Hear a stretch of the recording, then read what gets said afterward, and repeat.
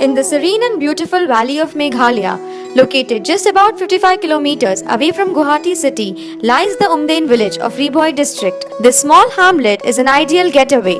The quaint little village of Umdain is famous for eri silk production and weaving of traditional handlooms like Rindia. The village takes pride in continuing the age-old tradition of producing silk, following the unique method of not killing the silkworm during the process of extracting silk from the cocoons.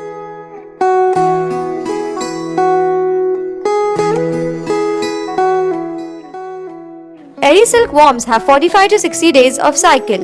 The larvae are fed on castor leaves and are reared in a tray. After forming cocoon, it spends 15 days transforming from worm into pupa before emerging out as a moth.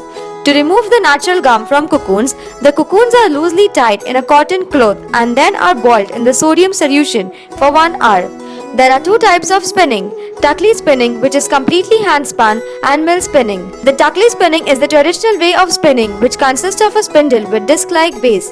The spinner holds the cocoon cake in the left hand, drafts, and then feeds the strand with the right hand to the spindle.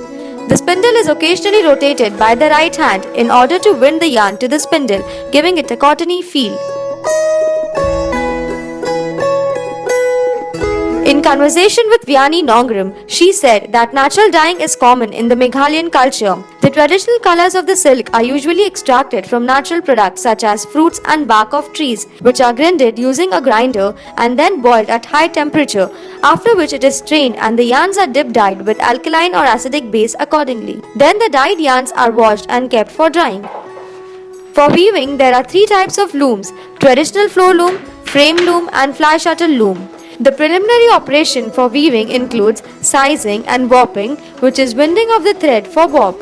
Warp is in hand reed and weft thread is fitted in the bobbin, which is like a boat-shaped shuttle. Nowadays, fly shuttle looms are used for better quality of fabric as it produces finer and softer fabric than the ones woven on the floor loom. Once the fabric is woven, the dyed fabrics are washed with soap nuts and white fabric is left unwashed because it ends up getting tinted.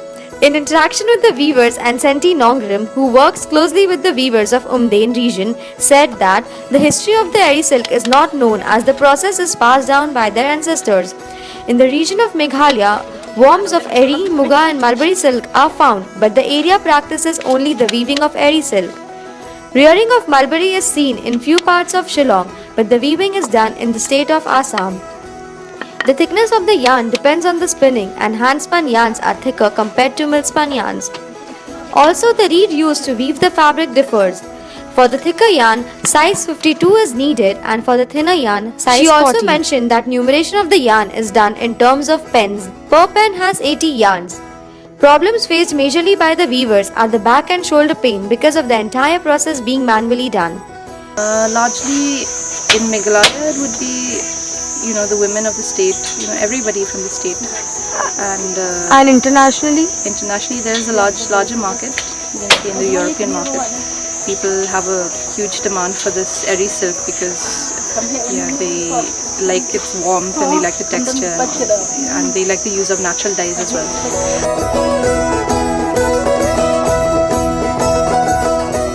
In conversation with a weaver from Giz, flying loom is the loom which comes from German technology. It is innovation by Sir Andreas Moller. As the name suggests, the loom has 8 shafts, which makes the process of weaving easy. In a day, 10 to 12 meters of fabric can be woven. Benefits of using this loom: no sound, less cost of production, more production in less time.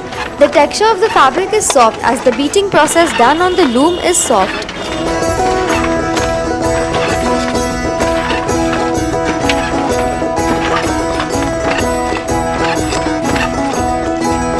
Mustoha, located in Shela region of Meghalaya, is the only village in the world where Kning embroidery is practiced and is intrinsically linked to eri. While engaging with the embroiders of the village, a lot about embroidery came into the light. Ivarati from Neswas posed as a translator and addressed that initially there were only 3 women practicing this embroidery. Later, through training sessions that was given to the women in the village, which was initiated by Neswas, led to the increase in number of embroiders. Today, in total, there are 12 embroiders in the world. This embroidery is only practiced by women.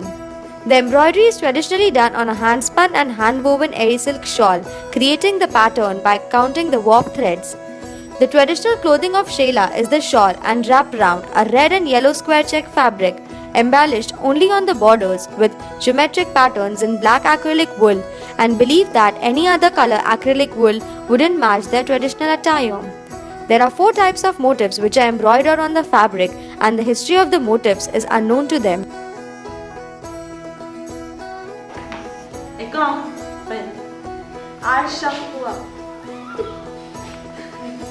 And this Gampua. This embroidery is believed to be on the verge of dying as it is time consuming, which leads to health issues like backache, headache, and issues regarding eyesight. This embroidery hasn't been incorporated in any product apart from their traditional attire, due to which it's not reaching out to the people outside Mustau village.